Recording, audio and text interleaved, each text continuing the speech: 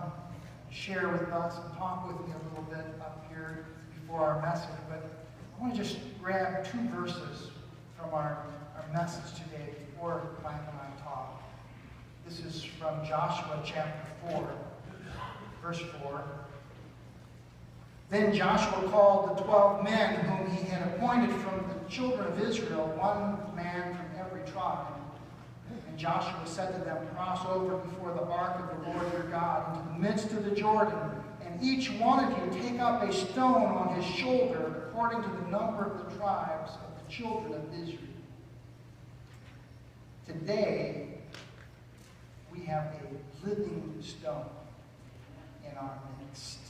It's Mike Terpstra. He is alive today with us, able to share. He is a living stone, calling us to remember the great deeds of God. So, Mike, I just really appreciate that you're willing to come and share. You went through quite an ordeal, close to death. A miracle that you are here with us. And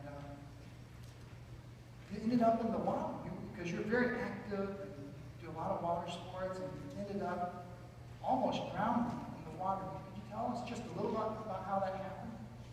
Good morning, everyone. Labor Day weekend, 5 months ago, I was out playing in the water on my jet ski, a little bit before sunset, and getting ready to pack things up for the day, and as usual, decided to hot dog it a little bit before I... It's always that last trip out. And did something I've done many times. It was riding hard, turning the corner hard, and got thrown off the jet ski, which is not unusual. But as I hit the water that day, and the life jacket kind of stopped my momentum, my legs went over the top, and the back of my neck went really warm. It didn't hurt a ton, but I knew something wasn't right. And as I slowed down and went to look for my jet ski, you know, swim my way back to it and get on it, I realized that my arms were not moving. And I had separated some vertebrae in my neck. And so there I was, just floating.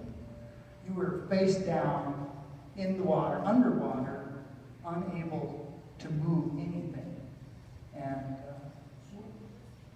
I mean, this is the kind of moment when people say their lives flash before them.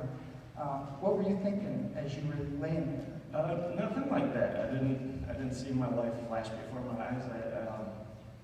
I just had a great calmness and peace. I knew this was it.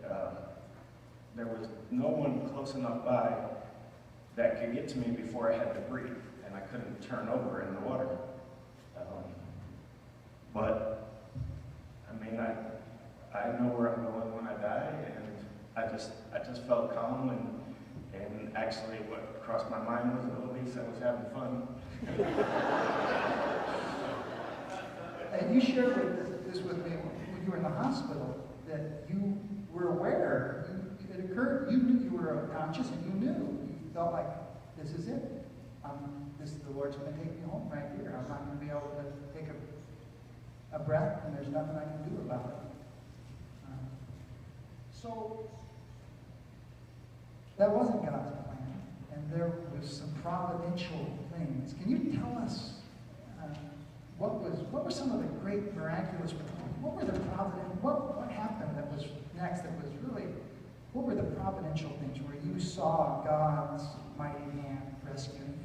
Really, 2 things. One that was kind of immediate, and one that was a long time in the making. That day, riding on my other jet ski was a guy I've never met before. He was a good friend of my brother-in-law, and he just so happened he was a firefighter trained in water rescue. And his little daughter was riding with him and said, "Daddy, that guy fell off his boat."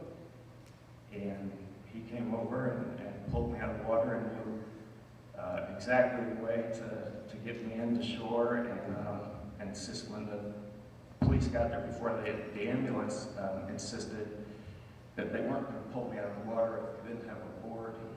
He knew exactly what to do, and at that point I had blacked out in the water, and then about halfway back to shore I kind of came back and realized I wasn't dead yet, and he was talking to me, what's going on, like I can't move my arms, so he knew I had a spinal injury and how to carefully get me out of the water, which ended up being just very important, because as they went through the x-rays and MRIs, once I got to the hospital, the doctor was like, you're this close to not being fixable at all. That it just was amazing. This guy I never met happened to be there on the day that I needed him to rescue me.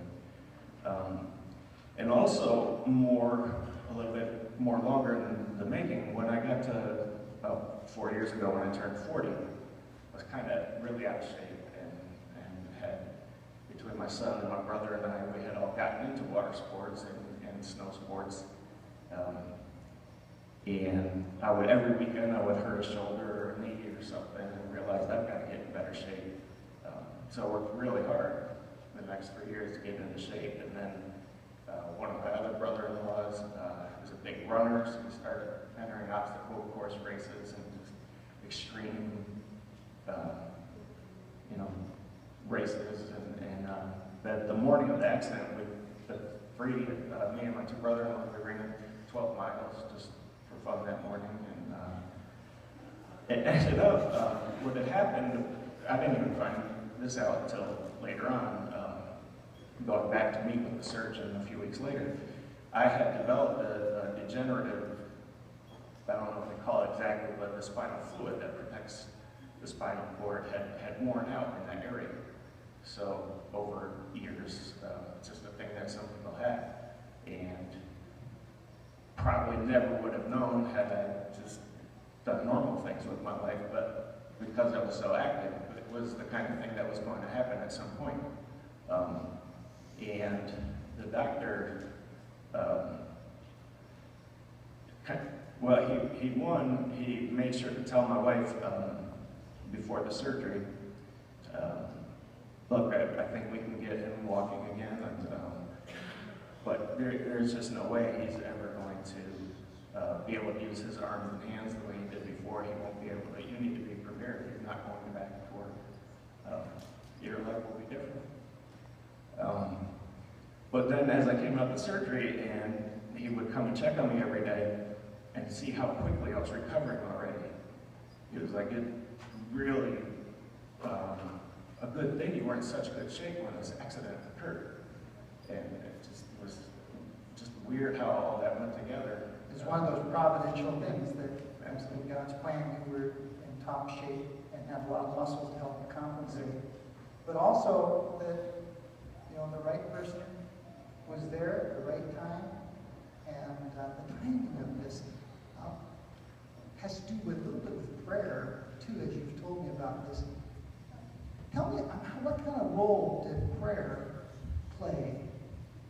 Were there just a few people praying for you? What kind of role did prayer play when this happened on a Saturday and then Sunday, they were waiting for surgery Sunday morning? About 2 or 3 in the morning when we had gotten all the x-rays, MRIs done, and decided we were going to go ahead with the surgery. And the surgeon wanted to wait until the morning time so that his team could have a good night's sleep. So he said, it's not going to get any worse if we wait 6 or 7 hours. So at that point, Jordan posted to Facebook that I need some prayers. And with a picture that got everyone's attention. And so all of my friends, my family's friends, woke up Sunday morning, checked Facebook on their way to church, and saw that I was in rough shape. So the surgery started about 8 a.m. and went for 5 hours.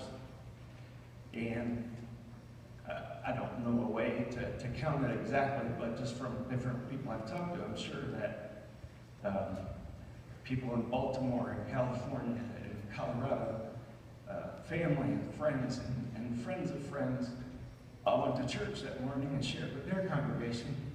I mean, thousands of people were praying during that surgery. And the doctor didn't believe that I would be going back to work ever, which I did this week. I returned to work. But I mean, there's no doubt that that many people praying got the attention that he decided to answer those prayers. We were praying fervently for you here on Sunday morning. And I have this thing I've observed over many years, that when people really love someone, they pray more fervently. And I think that's part of why God hears when there's just a chorus of heartfelt prayers. There's a lot of love. And that was definitely true for you here. Well, one last question. Here you are, months later, and what are you grateful for?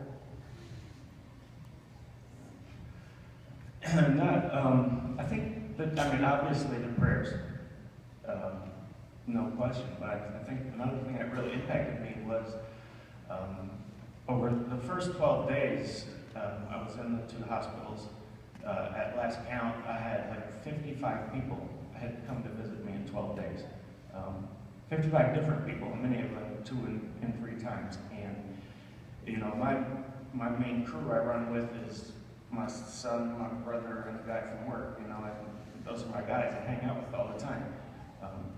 But friends I hadn't seen in 15 years, family I hadn't seen in 4 or 5 years, people just showed up and made cookies and sent cards, and I knew everybody was praying. I was getting text messages and phone calls, and that just really inspired me. It was just a great comfort to me that I had help, that people were there for me, they were pulling for me, and just really inspired me to work that much harder at the rehab and getting back together. We're thankful for you, Mike, for that you're here, for your testimony, for the ministry you have with our worship team. And we're just blessed as a church, not just to have competent musicians, but musicians whose hearts are right there for the Lord. And